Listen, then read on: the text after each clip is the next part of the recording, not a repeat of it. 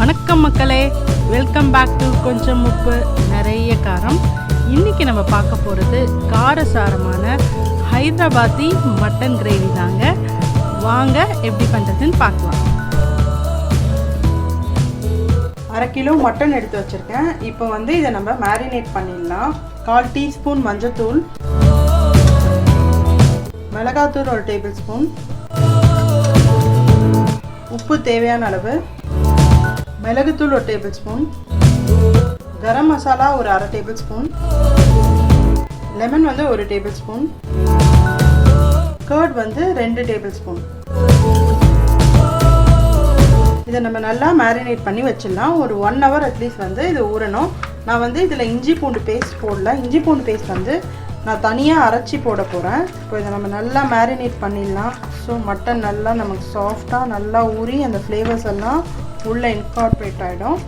இது டீப் ஃப்ரீஸில் நீங்கள் வைக்கலாம், இல்லாட்டி ஃப்ரிட்ஜில் கூட வச்சுக்கலாம். ஒரு minimum at least 1/2 hour to 1 hour ஊறினா டேஸ்ட் பெட்டராக இருக்கும். இந்த மேரினேஷன் நம்ம ஃப்ரிட்ஜில் வச்சுக்கலாம்.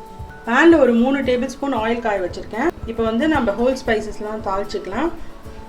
ஏலக்காய் 2, கிராம்பு 2, பட்டை 2 சின்ன பீஸு, 2 பெரிய வெங்காயம் நீல நீளமாக நறுக்கி வச்சுருக்கேன். இதை போட்டு நம்ம ஃப்ரை பண்ணிக்கலாம். இது நல்லா ப்ரௌனாக ஃப்ரை ஆகணும்.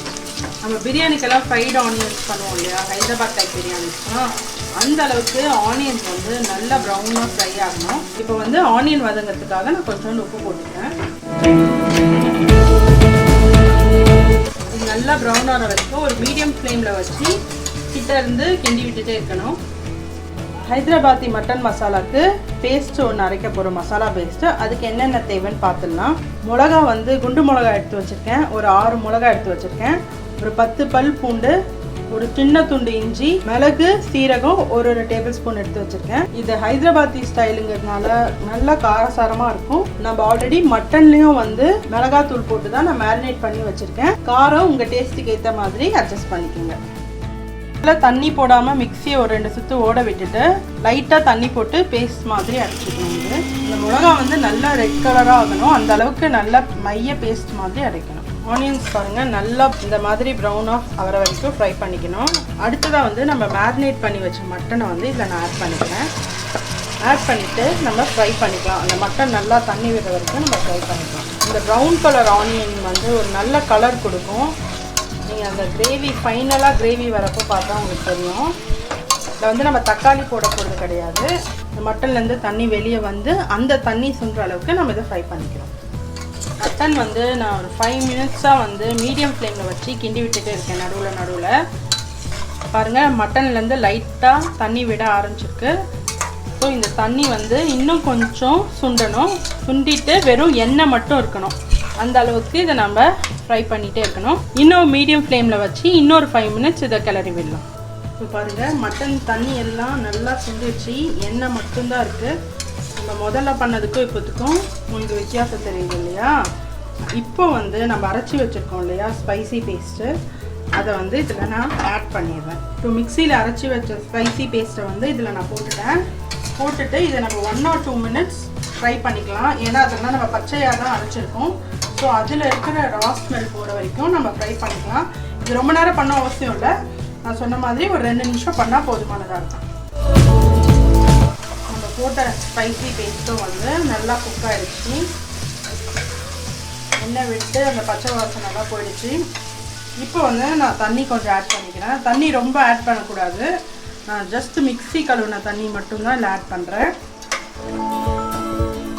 இதை ஆட் பண்ணிவிட்டு நம்ம ப்ரெஷர் குக் பண்ணி எடுத்துக்கலாம். இது அப்படியே தம் மாதிரி போட்டு குக் பண்ணாலும் ரொம்ப நல்லாயிருக்கும். பட் நமக்கு சீக்கிரம் ஆகணுங்கிற டைம் கன்ஸ்ட்ரெயின்னால நான் ப்ரெஷர் குக் பண்ணி எடுத்துக்கிறேன். இப்போது இந்த ஸ்டேஜில் சால்ட்டு பார்த்துக்குங்க, தேவைப்பட்டால் போட்டுக்குங்க. இப்போ நம்ம இதை ப்ரெஷர் குக் பண்ணி எடுத்துக்கலாம். ப்ரெஷர் அடங்கிடுச்சு. இப்போ குக்கர் ஓப்பன் பண்ணி பார்த்துக்கலாம். தண்ணி நான் ரொம்ப கம்மியாக தான் வச்சேன். அப்படி இருந்தும் தண்ணி இருக்குது. இதை கொஞ்சம் நம்ம சுண்ட வச்சுக்கலாம்.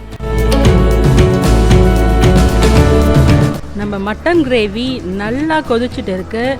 கலரும் டெக்ஸ்சரும் சூப்பராக இருக்குது. இதில் வந்து எல்லா ஃபார்ம்ஸ் ஆஃப் காரம், பச்சை மிளகா தவிர்த்து மற்ற எல்லாமே போட்டிருக்கோம். மிளகாத்தூள், மிளகு, அப்புறம் ட்ரை ரெட் சில்லிஸு எல்லாமே போட்டிருக்கோம். உங்களுக்கு காரம் பத்தலாட்டி இறக்கி வைக்கிறப்போ 2 பச்சை மிளகா கீரி கூட போட்டுக்கலாம். இது வந்து செமையான டிஷ்ஷுங்க. செம rich in colour, rich in taste. Mutton வந்து வெந்துருச்சு நல்லா. நான் வந்து கொஞ்சம் நல்லா சுண்டாக வச்சுருக்கேன். இது வந்து ஒரு செமி கிரேவி கன்சிஸ்டன்சியில் இருந்தால் தான் நல்லாயிருக்கும். ரொம்ப குழம்பு மாதிரி தண்ணியாக இருந்தால் நல்லா இருக்காது. இது வந்து சப்பாத்தி, ரொட்டி, தோசை, இட்லி எல்லாத்துக்குமே சூப்பர் காம்பினேஷனாக இருக்கும். ரைஸோட கூட நீங்கள் மிக்ஸ் பண்ணி சாப்பிட்லாம். காரசாரமான ஒரு டிஷ்ஷு. நம்ம சேனலை மறக்காமல் சப்ஸ்கிரைப் பண்ணிடுங்க. ஃப்ரெண்ட்ஸுக்கும் ஃபேமிலிக்கும் ஷேர் பண்ணுங்கள். தேங்க்ஸ் ஃபார் வாட்சிங்.